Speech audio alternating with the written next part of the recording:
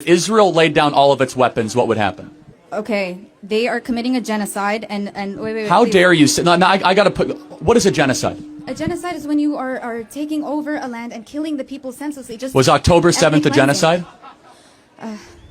Okay. Answer the question. When 1,300 Jews were killed in their homes, kibbutzes, and a music festival, was that a genocide? No, because no. By your own definition, it is. It was a terrorist act. But it was a terrorist act, but this was all planned by the governments. That's what I'm trying to explain to you. No. You got to tell me, why was October 7th not a genocide, but what Israel is doing is a genocide? Israel has the Iron Dome. Why? They could have easily protected the festival. They could have easily protected their people, but they let this Hamas, this little... They let them in. They let them in on purpose, yes.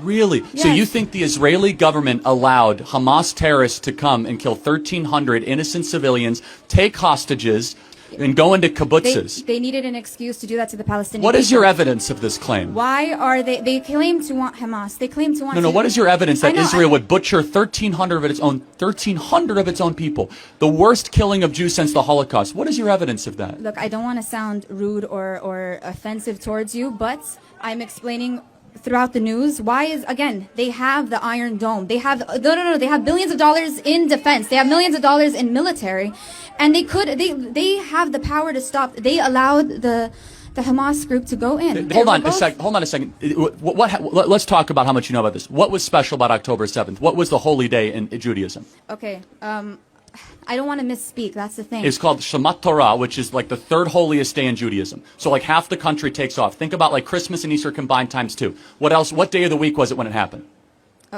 Again, No, it's very important. What day of the week? May you answer? Saturday. What happens on Saturdays in Israel?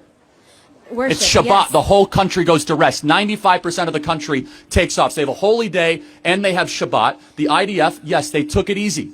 And so what your belief is that no, that they weren't necessarily celebrating their holy day and that they were on Shabbat, but the Israeli government allowed terrorists to come and kill their own people? Israel's not a perfect country, but for whatever reason, the obsession about where half the world's Jews live, which happens to be a small outpost of freedom and liberty with lots of problems, surrounded by literally 1 billion Muslims, that this is our #1 focus geopolitically, that people use the word genocide, and you won't use the word genocide when Jews are killed, but you do use the word genocide when Palestinians are killed, shows the moral confusion on this topic. You don't have to love Israel, you don't have to wear the flag, you don't even have to support sending it money, but at the very least, you must at least have the moral clarity and the integrity to say, they're not the enemy here. They're defending themselves, and they have a right to exist and a right to be able to broker this war as a war of self-defense as they choose. Thank you very much. I appreciate it. Thank you for